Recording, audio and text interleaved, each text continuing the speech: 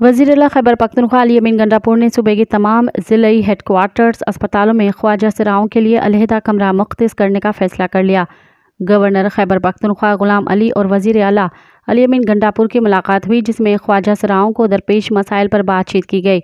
मुलाकात में गवर्नर खैबर पख्तूनख्वा गुलाम अली ने वज़ीर आला को ख्वाजा सराओं के दरपेश संजीदा नौयत के मसाइल के बारे में आगाह किया। मुलाकात में वज़ीर आला अली अमीन गंडापुर ने ख्वाजा सराओं के लिए हर ज़िलई हेडक्वार्टर अस्पताल में अलहदा कमरा और तदफीन के लिए अलहदा कब्रिस्तान के लिए एराज़ी मुख्तस करने का भी फैसला किया। अली अमीन गंडापुर ने कहा कि ख्वाजा सराओं के दरपेश तमाम दीगर मुश्किलात के हल के लिए भी इक़दामात करेंगे।